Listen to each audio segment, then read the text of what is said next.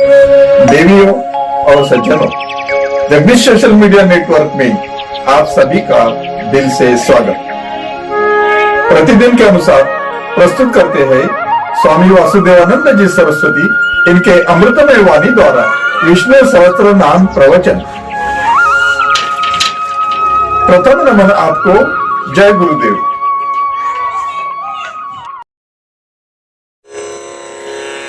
श्री विष्णु सहस्त्रनाम ज्ञान यज्ञ प्रवचन क्रमांक 468, श्लोक क्रमांक 61 और नाम क्रमांक 453। जय महाकाल। आज 1 सितंबर 2021 है और आज से अपना महामृत्युंजय महायज्ञ 167 दिन शेष है। जय महामृत्युंजय महायज्ञ। ओम त्र्यंबकं यजामहे सुगंधिं पुष्टिवर्धनम् उर्वारुकमिव बन्धनान् मृत्योर्मुक्षीयमामृतात्। सदाशिवसमारम्भान् शङ्कराचार्यमध्यमान् अस्मदाचार्यपर्यन्तं वन्दे गुरुपरम्पराम्। नमः चिन्मयदेवाय तेजोमयाय धीमहि सुबोधानन्दरूपाय नमः पुरुषोत्तमाय च। शान्ताकारं भुजगशयनं पद्मनाभं सुरेशं विश्वाधारं गगनसदृशं मेघवर्णं शुभांगं लक्ष्मीकान्तं कमलनयनं योगिभिर्ध्यानगम्यं वन्दे विष्णुं भवभयहरं सर्वलोकैकनाथं। महायोगपीठे तटे भीमरथ्यां वरं पुण्डरीकाय दातुं मुनीन्द्रैः समागत्य तिष्ठन्तमानन्दकन्दं परब्रह्मलिङ्गं भजे पाण्डुरङ्गम्। यज्ञयज्ञो महेज्ञश्च क्रतुः सत्रं सतां गतिः सर्वदर्शी विमुक्तात्मा सर्वज्ञो ज्ञानमुत्तमम्। ओम सर्वज्ञाय नमः। ओम तत्सत। भीष्म पितामह जी महाराज पहले भगवान को कहते हैं कि वे कैसे हैं, विमुक्तात्मा हैं। और ध्यान रखना, जो विमुक्तात्मा होता है वही सर्वज्ञ होता है। इसलिए आप उसी परमात्मा को सर्वज्ञ नाम से कहते हैं। सर्वज्ञ माने सबको जानने वाले। परमात्मा सबको जानते हैं। भाष्यकार लिखते हैं सर्वश्चासौ ज्ञ च इति सर्वज्ञ। जो सर्व है और ज्ञाता भी है वह परमात्मा सर्वज्ञ कहलाता है। जीव अल्पज्ञ होता है और परमात्मा सर्वज्ञ होता है। जो अल्प के साथ जिएगा वह अल्पज्ञ होगा और जो विराट के साथ जिएगा वह विराट ही होगा। ब्रह्मादि पिपीलिका पर्यंतम, ब्रह्मा से लेकर चींटी तक के सभी प्राणियों में ज्ञान है, ध्यान रखना। लेकिन कहां ब्रह्मा का ज्ञान और कहां चींटी का ज्ञान? ज्ञान तो सब में है, लेकिन परमात्मा का ज्ञान कितना अगाध होगा। चींटी से लेकर ब्रह्मा तक जितने भी जीव है वे उत्तरोत्तर श्रेष्ठ ही है। जैसे जीवात्मा से श्रेष्ठ है मनुष्यात्मा, मनुष्यात्मा से श्रेष्ठ है महात्मा, महात्मा से श्रेष्ठ है देवात्मा और देवात्मा से श्रेष्ठ है ब्रह्मात्मा और उससे श्रेष्ठ है परमात्मा। मुंडक श्रुति ने बहुत सुंदर बात कही है।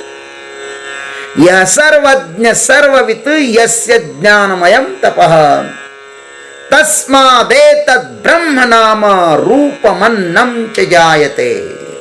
1:1:9।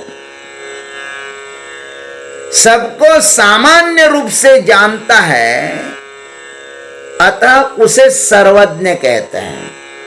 सबको विशेष रूप से जानने के कारण उसे सर्वविद कहा जाता है। और जिसका ज्ञानमय तप है, उसी परमेश्वर से यह विराट रूप ब्रह्म माने जगत तथा नाम रूप और भोजन व्रीहि यवादि उन परमात्मा से ही उत्पन्न होते हैं महाराज। ऐसा हो विशाल तत्व है। यह सृष्टि इतनी सुव्यवस्थित रूप से चल रही है कि इसके संचालन में यत्किंचित भी त्रुटि दृष्टिगोचर नहीं होती। इसलिए इस सृष्टि को जानने वाला कोई एक ईश्वर होना ही चाहिए, और वह सर्वज्ञ होगा तभी तो जान पाएगा ना। यह सृष्टि कैसी बनी, इसको किस चीज की जरूरत है, परमात्मा ने इसकी सब व्यवस्था करके रखी है। सब अपने अपने हिसाब से चल रहा है। परमात्मा की व्यवस्था में कोई भी बुद्धिमान व्यक्ति दोष नहीं निकाल सकता। भगवान की कृति निर्दोष है, क्योंकि परमात्मा स्वयं निर्दोषम ही समम ब्रह्म। परमात्मा स्वयं निर्दोष है ना। परमात्मा अंतर्बाह्य रूप से सबको देखता भी है, इसलिए उसे सर्वदर्शी कहते हैं। वे सर्वदर्शी हैं और सबसे मुक्त भी है, इसलिए विमुक्त आत्मा है और सबको अच्छी तरह से जानता भी है, इसलिए सर्वज्ञ है। ये कितना सुंदर एवं सटीक क्रम है, देख तो लीजिए। इस प्रकरण में सर्वदर्शी का अर्थ होगा ब्रह्मेंद्रियों से सबको जानना। सटीक अर्थ क्या होगा कि अपनी इंद्रियों से परमात्मा को जानना, प्रत्येक इंद्रियों से भगवान को जानो।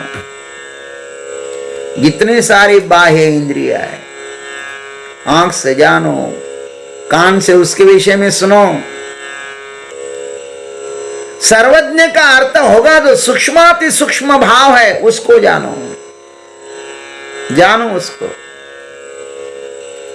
परमात्मा इस संसार के ऊपरी विस्तार को भी जानते हैं कि इस सृष्टि में कितने ब्रह्मांड लटक रहे हैं, आकाश में कितने ब्रह्मांड लटक रहे होंगे, ये मेरे प्रभु जानते हैं। यह वाक्य बोलने के लिए बहुत सरल है, किंतु इसकी व्यापकता अत्यंत गहन है। इसके विचार में बुद्धि बेहोश हो जाती है महाराज। इस सृष्टि से भी भगवान व्यापक है। ये सृष्टि ऐसे पता नहीं कितनी सारी सृष्टियां उसमें है। कार्य से कारण व्यापक होता ही है ना।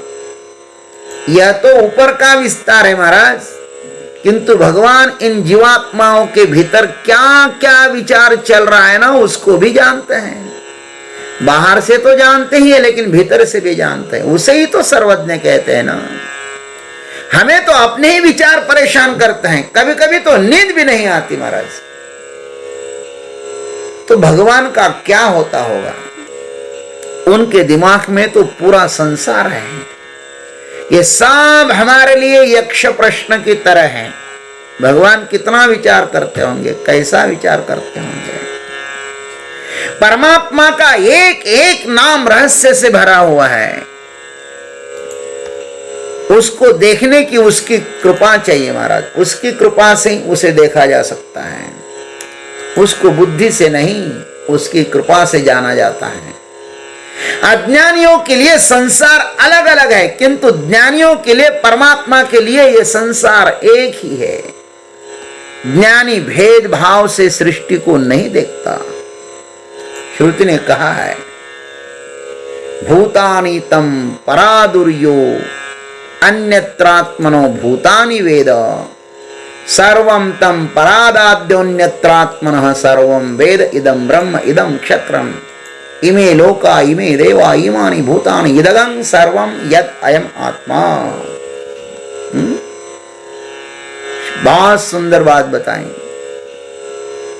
उसे सभी भूत परास्त कर देते हैं जो सभी भूतों को आत्मा से भिन्न समझता है। आत्मा से भिन्न समझोगे तो मारे जाओगे। किंबोना उसे सभी परास्त कर देते हैं जो सबको आत्मा से भिन्न देखता है, सब उसको दबोच लेते हैं।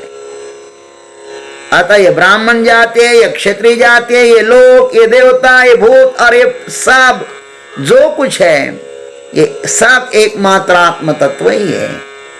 क्योंकि आदि मध्य और अंत में आत्मा को छोड़कर पृथक इनकी उपलब्धि नहीं होती है।